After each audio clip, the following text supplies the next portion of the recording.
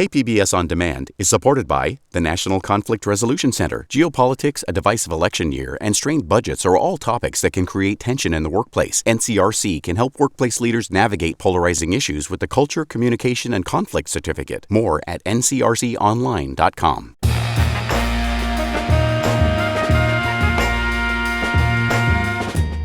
Hey San Diego, I'm Andrew Bracken in for Jade Heinman. Menudo Sunday is a new children's book celebrating family life over family meals. We hear from the San Diego author about the role nostalgia plays in the book and why she likes to write in Spanglish. This is KPBS Midday Edition, connecting our communities through conversation. A large Mexican-American family gathers for a Sunday meal of fun and family. The main course, the Mexican soup menudo. That's the backdrop of a new bilingual picture book from San Diego author María Dolores Águila. KPBS's Andrew Bowen recently spoke with Maria about the book.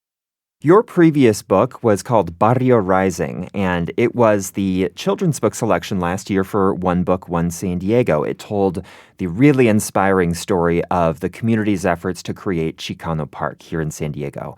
Tell us what inspired your new book, Menudo Sunday.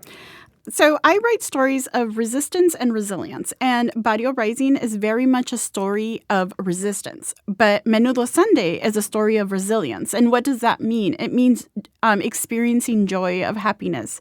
So Menudo Sunday is an ode to, having a large family, gathering together, and just finding the joy of everyday, ordinary life. And the book tells of a weekly family meal. What was it about that routine event that made you want to focus in and write a kid's book about it? Well, it's very much based on my own family life. We used to go to my abuela's house on Sundays, and I come from a very large Mexican-American family. I have over, a dozen cousins, and we would gather together and do all the things they do in this book. We'd make a ruckus in my grandmother's huge yard that she had. And there were so many of us that we would have to eat in shifts at the table. So maybe all the grown-ups would eat first and then all the kids would eat next. So it's just, it was such a formative part for me growing up. And it was such a wonderful time to spend with family. And I know I'm not the only one since there's so many menuderias around San Diego. And I was like, this is something that I just want to share with people because I know it's just a wonderful experience. Family food traditions are so important across all cultures, of course. For those who may not know, what is menudo and what role does it play in the book? Yes. So menudo is technically a Mexican soup. It's made with beef honeycomb tripe, hominy, which we also call maíz, and with a red chili base. There's many different types of variations of that. They have the white menudo in Sinaloa. They have the red menudo that we find more commonly here in the United States. But it's a very hearty dish, even though it's technically a soup.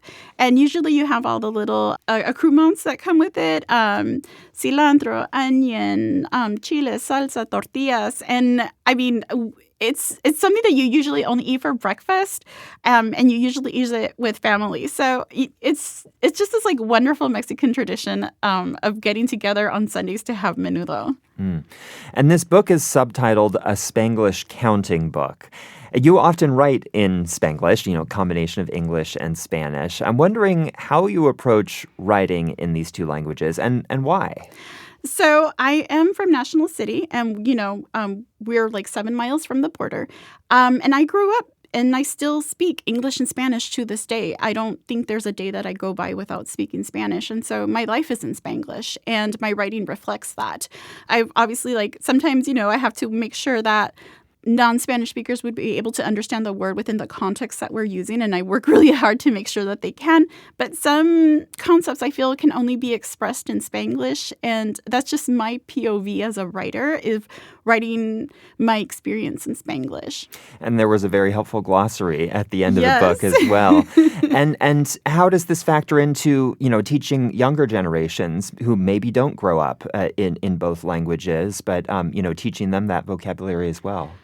Well, it's an easy way to access the language, and it's also a great way to access culture because my own kids, they don't have all the cousins that I had growing up, right? Because we didn't have as many as my aunts and uncles did. So that's a way to still access this part of our culture. And we try to do it in a way that's natural, not in a way that feels forced. And everybody code switches differently. This is the way that it feels okay for me. But it's just an accessible way for kids to just kind of dip their toe in if they don't feel like they're ready for a book that's fully bilingual.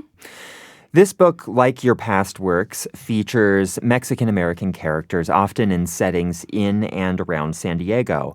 What draws you into telling stories here and highlighting Latino characters?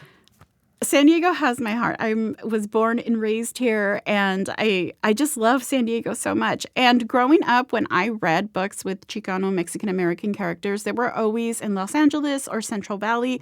I never saw someone in San Diego, which I always thought was kind of weird since we're always right on the border. You'd think, there would be an opportunity for, telling stories about Chicano literature there, but it hasn't really been seen. So I'm writing what I desperately wanted to see as a child is, my experience on the page. And accompanying your words are really beautiful, colorful illustrations from Erika Mes. How do the images mesh with your words to tell the story that you wanted to tell in this book? Erika did such an amazing job on this, interpreting my words with her pictures. I think that she really shows the joyfulness of the story through her pictures. And she also captures a lot of like little funny things when you see the dogs. They have really funny expressions. So it's an amazing thing to work with such a talented illustrator like Erika, who did To the Other Side a few years ago and won an award for that. I just let her, I didn't have any instructions for her. I was like, just do whatever you feel when you read the text and just whatever your heart, it comes to you, like, feel free. Like, I want you to tell your own story through pictures.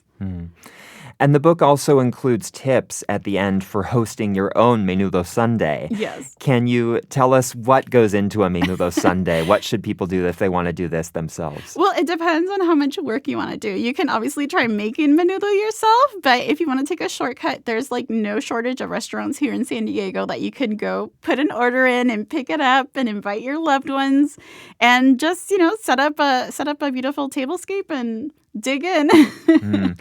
And how do you make your own menudo? My mom does. Okay, you've got the family recipe. Yes. So describe the soup for us. So the soup is made with beef honeycomb tripe, hominy, and a red chili base. It has different things that you can add on, like cilantro, onion, jalapeno, oregano. You usually eat it with tortillas, but it's just this really rich, delicious soup. And like now that I'm talking about it, I want some. Yeah, it sounds good. And earlier you mentioned the importance of enjoying life's tiny moments like a Menudo Sunday. What else do you hope young readers will take away from this book? I hope that they see themselves in this chaotic family experience and see that even when mistakes happen like they do in Menudo Sunday, we can come together and fix it. And it doesn't have to be like a punitive way. It can just be us coming together and solving a problem. Yeah, and so talk about that mistake. What's the story? There's a bit of a dramatic tension that builds up, and yeah, tell me the story of the book. Yes, so in the story of the book, the main character kind of sneaks behind her family's back with the dogs at the house, and it ends up breaking her abuelo Esteban's cazuela, which breaks into a bunch of pieces. And that's the bowl that holds the soup. And that's the bowl, yeah. And so now she has to make it right. And so they clean up the mess, and then they run to the corner store and they buy a big bowl of menudo, which is what I do if my mom's not around to cook it. And they come together and they cook it. And it's funny because in the first drafts that I had of it, I had her put in timeout. And so my editor was like, ooh, I don't know about that. And then I thought about that and I was like, no, I don't like that. I don't think I would have my kids go in timeout. So let's have everybody work together to fix this problem, right? And so teaching kids about family working together Yes. and forgiveness. And yeah, that's a nice theme. Well, I've been speaking with María Dolores Águila. She is the author of the new children's book, Menudo Sunday, which is out now. Maria will be appearing at KPBS's San Diego Book Festival on Saturday, August 23rd. And Maria, thank you so much for being here. Thank you for having me.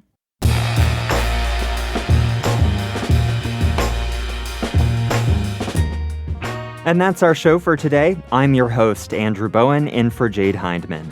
Thanks for listening to Midday Edition. Have a great day.